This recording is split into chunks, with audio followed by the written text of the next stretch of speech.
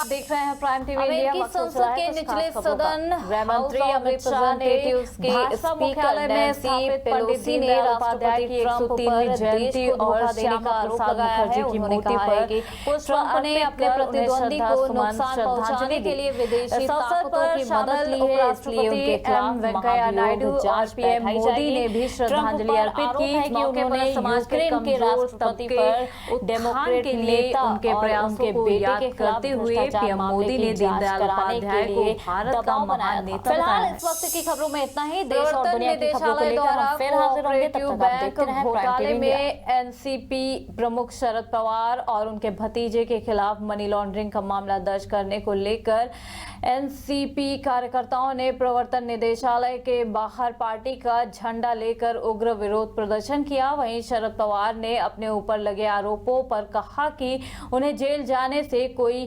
परेशानी नहीं है। प्रधानमंत्री नरेंद्र मोदी को अमेरिकी राष्ट्रपति ट्रंप द्वारा फादर ऑफ इंडिया कहे जाने पर केंद्रीय मंत्री जितेंद्र सिंह ने देश के लिए गर्व का विषय बताया है। साथ ही उन्होंने कहा, अगर किसी को इस पर गर्व महसूस नहीं होता है तो शायद हो सकता है कि वह खुद को भारतीय नहीं मानता होगा, बल्कि ऐसा पहली बार हुआ है अमेरिकी राष्ट्रपति ने किसी प्रधानमंत्री के लिए ऐसे शब्दों का प्रयोग किया है।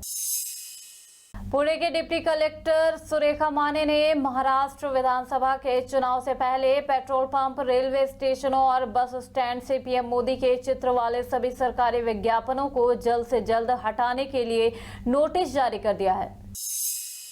सऊदी अरब ने अपने तेल संयंत्रों पर ड्रोन और मिसाइल हमले को लेकर कहा है कि वह आतंक का मुकाबला करने के लिए भारत के साथ अपने सहयोग को बढ़ा रहा है, जिसमें आतंकी नेटवर्क तक धन की पहुंच रोकना और सूचनाओं का आदान प्रदान भी शामिल है, जिसे लेकर सऊदी राजदूत डॉक्टर सऊद बिन मोहम्मद अल सती ने कहा कि भारत और सऊदी अरब आतंकवाद से लड़ने में एक दूसरे के साथ घनिष्ठ सहयोग कर रहे हैं। रामपुर में पुलिस ने चेकिंग के दौरान एक संदिग्ध युवक को गिरफ्तार किया है। जानकारी के अनुसार आरोपी एक अपहरणकर्ता है, जिसके खिलाफ पहले से एफआईआर दर्ज है। आरोपी के साथ एक शव भी मिला है। फिलहाल पुलिस ने शव को पोस्टमार्टम के लिए भेज दिया है और पकड़े गए आरोपी से पूछताछ कर रही है। प्रधानमंत्री नरेंद्र मोदी को फादर ऑफ इंडिया की उपाधि मिलने से असदुद्दीन ओवैसी भड़क गए हैं। उन्होंने अमेरिका के राष्ट्रपति डोनाल्ड ट्रंप को जाहिल बताया है। ओवैसी ने कहा कि ट्रंप को महात्मा गांधी जी के बारे में नहीं पता है, सिर्फ गांधी जी को ही पिता की उपाधि हासिल है। विधानसभा चुनाव से पहले दिल्ली के मुख्यमंत्री अरविंद केजरीवाल ने एक और बड़ा ऐलान किया है। उन्होंने कहा है कि दिल्ली में अब किराएदार प्रीपेड मीटर लगवा सकेंगे। इस तरह दिल्ली के किराएदार भी सरकार द्वारा दी जा रही बिजली की सब्सिडी का फायदा उठा सकेंगे। साथ ही केजरीवाल ने यह भी कहा है कि जो किराएदार प्रीपेड मीटर का लाभ उठाना चाहते हैं, उनके घर फ्री होम डिलीवरी की जाएगी। इस योजना को मुख्यमंत्री किराएदार बिजली मीटर योजना का नाम भी दिया गया है। न्यूयॉर्क में विदेश मंत्री एस जयशंकर ने पाकिस्तान पर निशाना साधा है। उन्होंने कहा है कि भारत को पाकिस्तान से बात करने में कोई समस्या नहीं है, लेकिन उसे आतंकिस्तान से बात करने में समस्या है। पाकिस्तान ने कश्मीर मुद्दे से निपटने के लिए आतंकवाद को एक पूरा उद्योग बना दिया है।